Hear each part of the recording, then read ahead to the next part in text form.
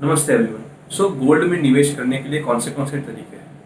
अपन जब पहले इन्वेस्ट करते थे पुराने ज़माने में तो क्या करते थे, जाके शॉप से जाके गोल्ड ले लेते थे। पर आज के टाइम पे you have many options to invest in gold. बहुत सारे तरीके हैं गोल्ड में इन्वेस्ट करने के लिए। सो सबसे पहले दो पार्ट में डिवाइड करेंगे। First is physical gold, second is digital gold. Physical gold में क्या आता है कि अपन जब शॉप पे जाके ज्वेलरी बाय करते हैं, कॉइन्स बाय करते हैं या bullions biscuit gold biscuits buy करते हैं, वो हो गया physical gold. What is digital gold? Digital gold में आता है कि अपन एक ऐप के थ्रू जाके डिजिटल गोल्ड बाय कर सकते हैं, गोल्ड ईटीएफ बाय कर सकते हैं डीमैट अकाउंट के थ्रू, और गोल्ड म्यूचुअल फंड बाय कर सकते हैं। एंड सबसे नया आया है सोवरेन गोल्ड बॉन्ड्स, आरबीआई के बैक्ड बॉन्ड्स है, तो वो बाय कर सकते हैं। अभी सबके बेनिफिट्स क्या है और क्या क्या फीचर्स है। सबसे पहला ये फिजिकल गोल्ड पे। फिजिकल गोल्ड में एक अक्सर लोग बोलते हैं कि हमने ज्वेलरी बनाई है इन्वेस्टमेंट के लिए, हमने गोल्ड ज्वेलरी लिया है। सबसे बड़ी मिस्टेक क्या करते हैं हम, 10 से 12% मेकिंग चार्जेस देते हैं गोल्ड ज्वेलरी में, और ऊपर से 3% जीएसटी देते हैं, वो 15% कॉस्ट हो गया। तो वो बहुत ही गलत इन्वेस्टमेंट है। गोल्ड ज्वेलरी सिर्फ शौक के लिए बनाना चाहिए, ऐसा इन्वेस्टमेंट नहीं करना चाहिए।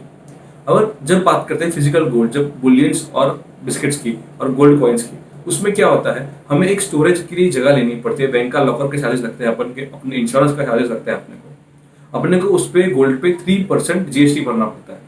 तो ये सारे अलग अलग फीचर्स है। और अपना जो गोल्ड का गेन होगा वो अपने जो नॉर्मल गेन होता है उसमें इनकम टैक्स में काउंट होगा। अब आते हैं डिजिटल गोल्ड के गोल्ड ईटीएफ्स पे। गोल्ड ईटीएफ्स क्या करता है? गोल्ड ईटीएफ्स, अगर आपने 10,000 रुपये आज इन्वेस्ट किए गोल्ड ईटीएफ में, ऐसे 100 लोगों ने इन्वेस्ट किया इंडिया में से, 10 लाख का गोल्ड बाय हुआ, तो वो जो ईटीएफ है वो गोल्ड रियल 10 लाख का बाय कर लेगा। अभी वो फंड, वो गोल्ड जो है, वो फंड से गोल्ड बाय करेगा, वो जो गोल्ड है वो अपने लॉकर में रखेगा। और ये सारे जो चार्जेस है, ये गोल्ड के चार्जेस, स्टोरेज चार्जेस और फंड मैनेजमेंट जो फीस है, एएमसी का फीस है, वो आपको एज एन एनुअली एक चार्ज रहेगा। आधा टका से लेके 1% तक तो चार्ज अप्लाई करता है, तो वो आपको देना रहता है। फिर आता है gold mutual funds. Gold mutual funds क्या करते हैं? गोल्ड म्यूचुअल फंड्स अलग अलग गोल्ड ईटीएफ में इन्वेस्ट करते हैं, और गोल्ड ईटीएफ के थ्रू वो डायरेक्टली गोल्ड में इन्वेस्ट करते हैं, इनडायरेक्टली गोल्ड में इन्वेस्ट करते हैं। और अलग अलग चीज में, जैसे गोल्ड माइनिंग कंपनीज है, उसमें भी इन्वेस्ट कर सकते हैं। तो गोल्ड म्यूचुअल फंड क्या करता है? Gold mutual fund gold ETF में बाय करता है, जो इनडायरेक्टली गोल्ड बाय कर लिया, और गोल्ड की कंपनीज है जो गोल्ड माइनिंग में है या अलग अलग गोल्ड के रिलेटेड बिजनेस में है, उसमें इन्वेस्ट करता है। उसमें भी 1 से 1.25% तक चार्जेस रहता है गोल्ड म्यूचुअल फंड में, और आपको उसमें गोल्ड के ऊपर जीएसटी देने की जरूरत नहीं है। और आप अगर 3 साल से ज्यादा का होराइजन है इन्वेस्टमेंट का, तो आपको जो लॉन्ग टर्म कैपिटल गेन्स है वो 20% लगते हैं सिर्फ, वो भी इंडेक्सेशन के बाद। तो बहुत ही अच्छा टैक्सेशन बेनिफिट है आपको उसमें। फिर आता है सोवरेन गोल्ड बॉन्ड्स। अभी सोवरेन गोल्ड बॉन्ड्स क्या होता है? Sovereign gold bonds are backed by RBI. आज अपन गोल्ड बाय करते हैं तो उसके लिए आरबीआई कोई फिजिकल गोल्ड बाय नहीं करते, ये एक डेरिवेटिव इंस्ट्रूमेंट है। गोल्ड जब बाय करते हैं हम, इंपोर्ट होता है बहुत गोल्ड, तो इसके लिए आरबीआई ने गोल्ड बॉन्ड्स लॉन्च किए हैं कि इंडिया में इंपोर्ट कम हो और इंडियन रुपी स्ट्रांग हो। तो गोल्ड, सोवरेन गोल्ड बॉन्ड्स का बेनिफिट क्या है? समझो कि आज गोल्ड का रेट है 50,000 rupees.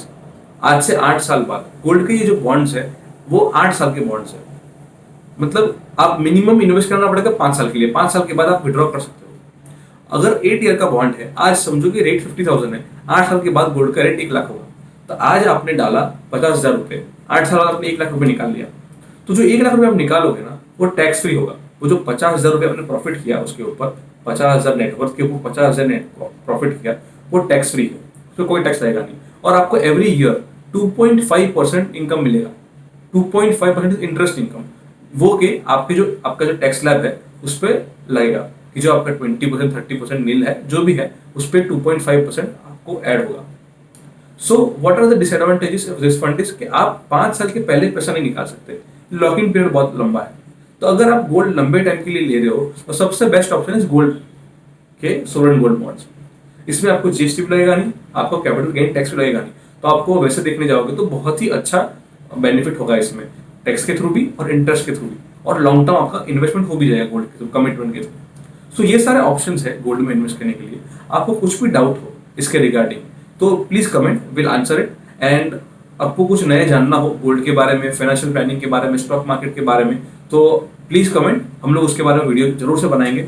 And share this videos with your friends who are investing in gold और want to buy gold physically और डिजिटली। उनके लिए क्या क्या पॉइंट्स ध्यान रखने चाहिए।